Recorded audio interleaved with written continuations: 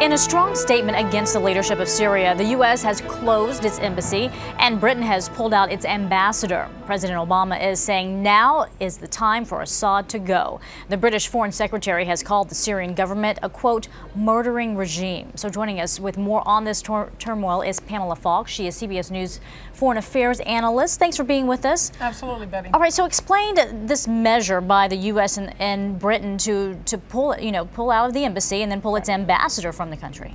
It's really a statement of the failure of diplomacy, and that is because the Arab League recommended to the UN to take action, and that's what we saw this past Saturday, the inaction and the inability of the UN Security Council to actually approve of a pretty diluted resolution that didn't call for sanctions, didn't call for an arms embargo, but condemned the regime and told them to put down arms. And what you see is Russia and China aligning with Bashar al-Assad, and that's partly what's emboldening him and making diplomacy very difficult.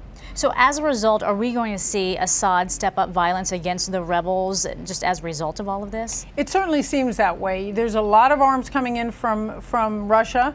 China has supported the regime. And what you may see, because of the trip of the Russians to Damascus, the attempt to offer concessions to the opposition. But the opposition has already rejected those, and that is because over 5,000 people are dead.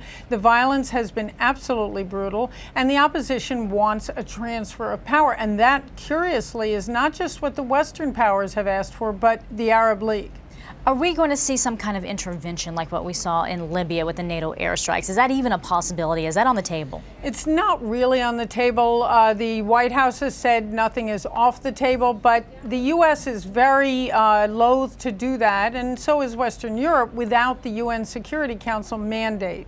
And that's what you had in Libya. Now, you do have a bit of the Libya syndrome here, because both China and Russia are saying Libya went too far with the UN mandate for NATO, and it ended up with regime change. But here is one case where you do want regime change, because Assad is not moving, and Assad is not finding a way through to reforms, and it's been pretty brutal what he's been doing. So what you're starting to see is more crackdown, and he's become stronger because of the Russian support, no question. How do you stop it? How do you get Assad to either step down or stop committing this violence against protesters? I think it's going to have to be done on a unilateral basis with all of the different countries. In other words, the European Union is imposing sanctions, the U.S. is imposing sanctions, and there will be arms embargo and restrictions on Syria's bank. And so all of that will have an effect.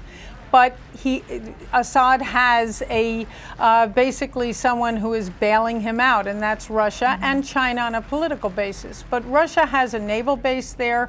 They're sending very heavy armaments, and they're supporting the country with investments. So what it looks like now, Betty, is a prolonged, bloody civil war. So you're saying essentially it's coming down to sanctions at this point. That's really the harshest treatment that can be given. Yes, and arms and the NATO airstrikes wouldn't work anyway, because the Assad crackdown is on the ground. Okay, but what kind of sanctions will work? I mean, will they? They will work because so much of Syria's investment is through its central bank. Those that kind of sanctions and arms embargo by different countries may very well help. But Russia's assistance is what's undermining all of this. And so what the United States and Western Europe probably have to do is try to appeal to the Russians and the Chinese to back down from their support for Assad, because it's ending up in a situation that is threatening the region, destabilizing all of the relations in the region with the Arab world, and empowering Assad to brutalize his people. So it doesn't sound like this is going to end anytime soon. No, unfortunately, it's not a good scenario, because they do have backing, and that's the biggest problem. All right, Pamela Falk, thanks so much for your information. We always appreciate it. Absolutely, Betty. Good to be here.